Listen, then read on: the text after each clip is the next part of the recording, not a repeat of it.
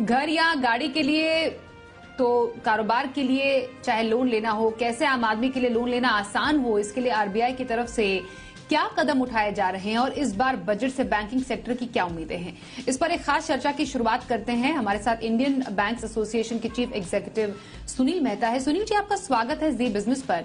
यही आपसे समझना चाहेंगे, जो लोन लेने का पूरा प्रोसेस है उसे आसान और पेपरलेस बनाने के लिए कदम क्या उठाए जा रहे हैं? देखिए, 3-4 इम्पॉर्टेंट फ्रेमवर्क जो हैं वो इंडिया में डेवलप हो रहे हैं। एक तो अकाउंट एग्रीगेटर फ्रेमवर्क, जो कस्टमर को फ्री चॉइसेस देगा कि आप किसी भी बैंक में जाके और कम्पिटिटिव बिडिंग के ऊपर आप अपने ले सकते हैं। So you have a choice of banks based on the prices about the terms condition. दूसरा जो उसके अंदर होने वाला है वो डिजिटल लैंडिंग। तो बहुत सारे प्रोडक्ट्स ऐसे हैं, कुछ बैंकों ने ऑलरेडी अपना पर्सनल लोन के प्रोडक्ट्स हैं जिसके अंदर आपको बैंक जाने की जरूरत नहीं है, कोई डॉक्यूमेंटेशन करने की जरूरत नहीं है। Just by using your laptop और मोबाइल आप पर्सनल लोन अवेल कर सकते हैं, जिसमें आपको रिमोट से सारे काम हो सकते हैं। प्राइम मिनिस्टर ने भी एक लॉन्च किया था 59minutes.com, जिससे आपको 59 मिनट्स के अंदर अंदर अपनी in principle approval for MSME loan भी मिल सकती है। सो लैंडिंग स्पेस में जो बैंकिंग सेक्टर है अभी काफ़ी तेज़ी से काम कर रहा है, क्योंकि पेमेंट स्पेस ऑलरेडी डिजिटलाइज हो चुकी है और it is going further. Lending space में अभी तेज़ी से काम हो रहा है, कुछ प्रोडक्ट्स ऑलरेडी डिजिटलाइज हो चुके हैं और आने वाले टाइम में जो बाकी के लैंडिंग प्रोडक्ट्स हैं वो भी डिजिटलाइज हो जाएंगे, क्योंकि एक इंटरफेस अवेलेबल है बिटवीन NESL, जहाँ पे वो that has been appointed as a repository for digitally sign document. तो अगर वो गवर्नमेंट रेगुलेटेड एंटिटी है और उस एंटिटी में वो डॉक्यूमेंट्स रहते हैं तो आपको फिर बैंक में जाने की जरूरत नहीं है, आप अपने डिजिटल सिग्नेचर से भी डॉक्यूमेंट्स एग्जीक्यूट कर सकते हैं। तो loan onboarding of a customer से लेके उसकी अंडरराइटिंग, उसका disbursement and documentation, everything can happen online. ये time I think this is a work in progress. कुछ प्रोडक्ट्स में ऑलरेडी हो गया है और बाकियों में तेजी से काम चल रहा है। Industry will be able to deliver it in a very shortest possible time. Sir, bank कर्ज तो महंगा कर रहे हैं, लेकिन हम जैसा देख पा रहे हैं कि एफडी की दरों में बढ़ोतरी उस गति से नहीं हो रही है। तो आने वाले समय में आप इस ट्रेंड को कहां पर जाते हुए देख रहे हैं, या फिर एफडी की दरों में क्या बढ़ोतरी आगे होने के आसार हैं? देखिए, ऐसा है कि जो रेट ऑफ इंटरेस्ट है बैंक का वो उसको रियल रेट ऑफ इंटरेस्ट के रूप में हमें देखा जाना चाहिए, and that should be looked in terms of inflation. आज की तारीख में जो हमारे इन्फ्लेशन के लेवल्स हैं उसके हिसाब से जो FDR के रेट्स हैं, so that anybody who invest in the bank उसको कुछ रियल वैल्यू मिले। क्योंकि अगर 5% रेट ऑफ इन्फ्लेशन है तो उसको अगर 6% रेट ऑफ इंटरेस्ट मिलता है बैंकिंग सिस्टम से, तो उसको कम से कम 1% का एडिशनल वैल्यू मिल रही है over and above the inflation rate. So since inflation was on a high side because of the spur in demand, because of the supply chain constraints, तो उसके कारण से अभी interest rates are rising.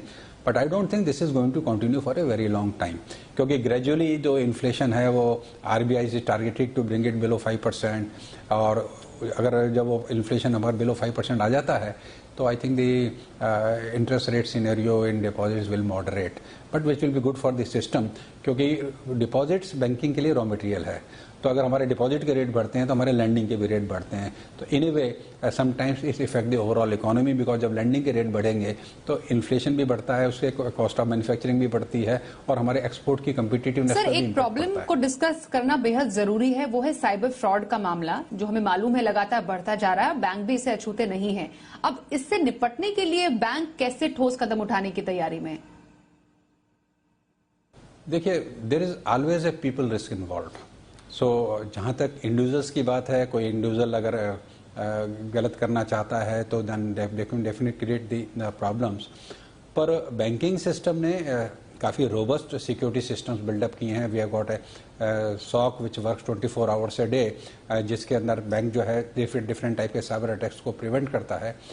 दूसरा जो सबसे इम्पॉर्टेंट है वो है कंज्यूमर अवेयरनेस, बिकॉज फ्रॉडिस्टर्स जो हैं वो हमेशा जो नॉर्मल प्रोसेस होता है उससे 2 कदम आगे होते हैं। चोर हमेशा पुलिस से आगे भागने की कोशिश करता है, तो दे फाइंड जीनियस वे। कई बार वो बोल देते हैं कि आपका बिजली का जो बिल है वो आपने जमा नहीं कराया है और आप आज शाम तक इस लिंक को करके और पैसा जमा करा दीजिए, नहीं तो आपका कनेक्शन डिस्कनेक्ट हो जाएगा।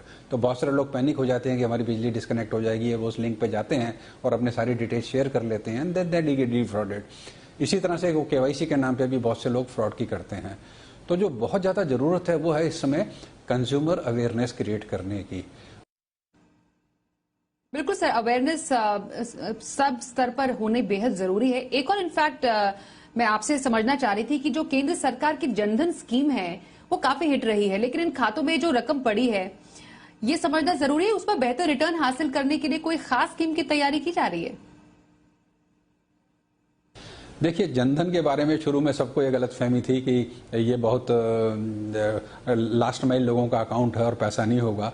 और आज जो जनधन की पोजीशन है, आई थिंक जो लास्ट माइल है उसकी सेविंग कैपेसिटी ज़्यादा बेटर है, और वो बैंकों के अंदर जो इस समय अमाउंट रिफ्लेक्टेड है in lakhs of crore it is available, जो बैंकिंग सिस्टम के अंदर है वो सिर्फ जनधन खातों का है। तो आज हमारे पास 26 करोड़ से ज़्यादा जनधन खाते हैं और 1 लाख करोड़ से ज़्यादा उसका डिपॉजिट्स भी बैंकिंग सिस्टम के पास में है।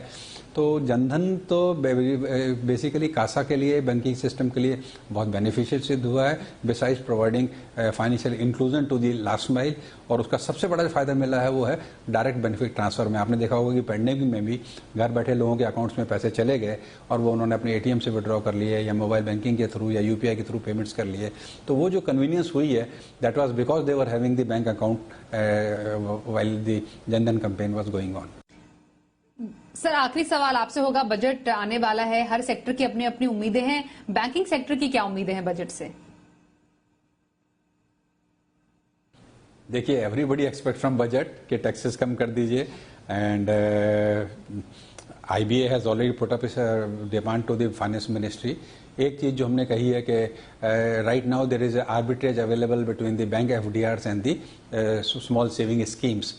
तो उस आर्बिट्रेज का कुछ बेनिफिट बैंकिंग सिस्टम को देने के हिसाब से हमारे पास जो 5 लाख तक की FDRs हैं उसको अगर टैक्स फ्री के रूप में कंसिडर कर सकते हैं तो जो स्मॉल इन्वेस्टर्स हैं उनको फायदा मिलेगा कि अगर वो बैंक में अपना डिपॉजिट्स रखते हैं तो they can get the tax benefit.